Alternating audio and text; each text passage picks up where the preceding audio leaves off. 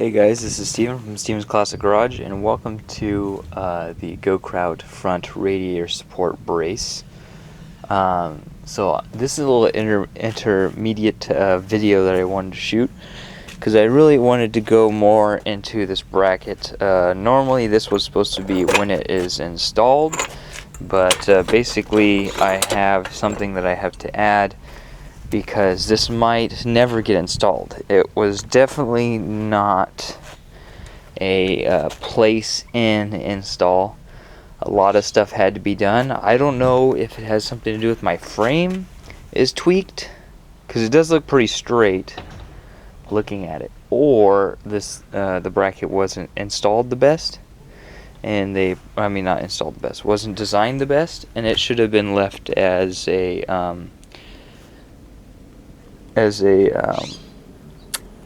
adjustable.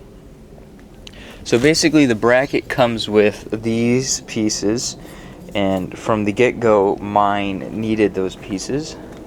So if you look here, I do have those pieces in here. There, you can see it. There's a bracket in there because I have these rails, so it needs to shim it out away from the rails, which is fine. So all of that is fine. But the issue comes when you can see I have those kind of bolted in slightly, not crazily bolted in. But when you go to this side, you can see that down there I have a massive amount of gap. If you could see between those two plates, I have an inch, about an inch. Where'd it go? Where'd it go? Right there, you can see it. I have about an inch gap between the actual rail and the piece. Obviously you put that shim in there, it's going to take a little bit of that up, but not all of it. So that is a big issue. The next issue is with this cup that I showed you in the first video. There's a cup down there. I don't know if you guys could see it, but there is a cup right there. And now if you look from underneath, or even right here, I believe it's right here, you can see it. Let me see. Okay, there you go. You can see that there's that gap right there, that little triangular shaped gap. There's about a ½ inch gap between the frame rail and the actual bracket itself. So in order to put it on partially, I had to take that bracket cup off. If you can see here, let me see here. I'm trying to see, it's bright out here so I can't really see, but up in there, there's a big gap between the frame rail and where it has to attach. So that's about a ½ inch gap. That's probably an inch plus a little bit gap between those two.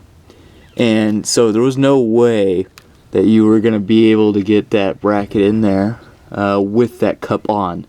So actually I had to take that cup off, and it actually uses the same bolts to hold on the starter as it does to hold that bracket on. So that's another thing. And here's the other thing. It needs to go... Okay, here's a good view here. If I go back a little bit more, there's a good view. So that's how far I have to go. So there you can see the cup is on the bracket, and then there's the holes. So actually another thing is it has to go up further. But if you notice, I had to take my horn off, which it didn't mention. And actually up there, you see that little bracket sticking out right there? That's my horn bracket. Now my horn bracket is hitting the top rail, so it can't go up any further, right? Because it's hitting that frame bracket. I mean that horn bracket. And also it's eventually going to hit that cup, right? So the cup needs to go up a little bit because the cup isn't actually rebolted back in. And another thing is it needs to go forward, right? Which is fine, but it's hitting my valance right here. in this corner, as you can see there. It's hitting my valance, so I can't go forward any. So there's a couple things that are the issue here. Number one is that horn bracket is welded in, which is not really that big of an issue. I could just bend it out of the way. My horn was really close to the ground to begin with, so I could just bend that out of the way and then be able to suck the beam in there, go up higher.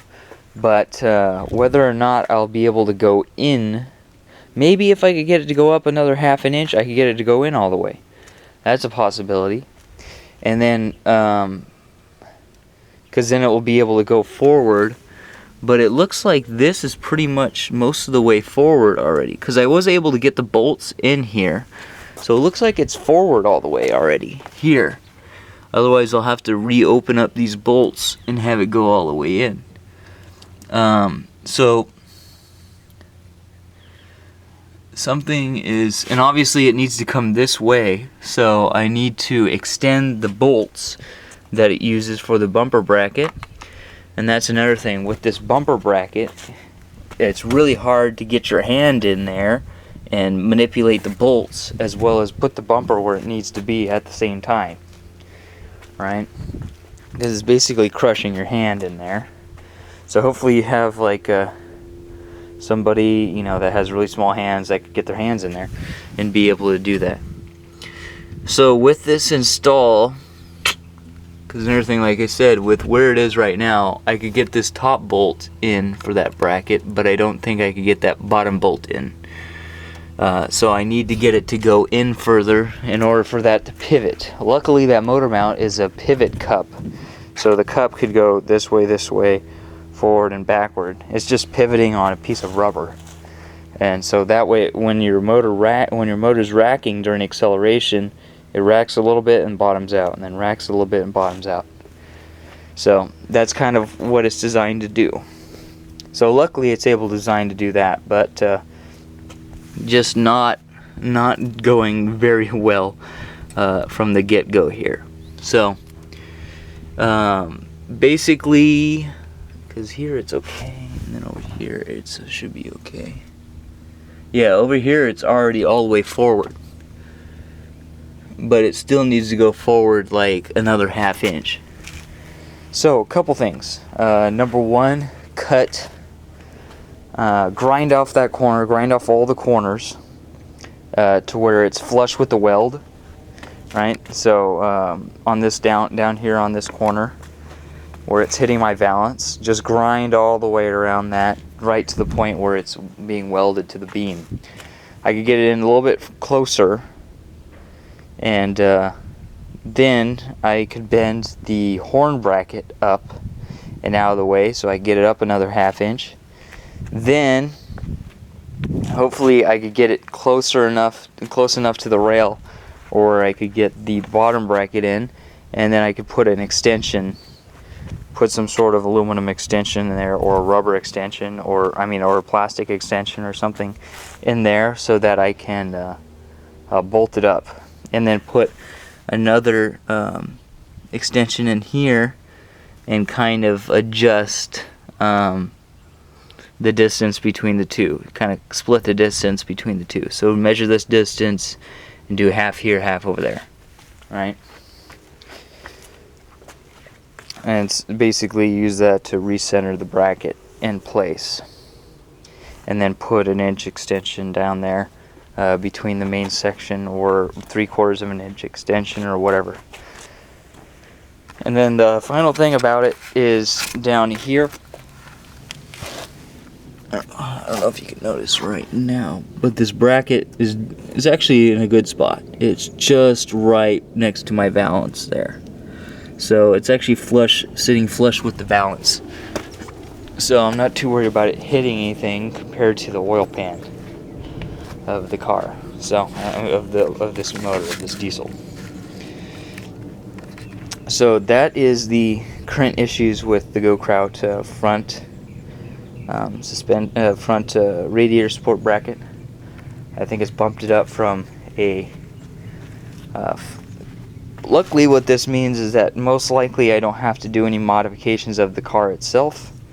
I just have to add stuff to the car to get it to work.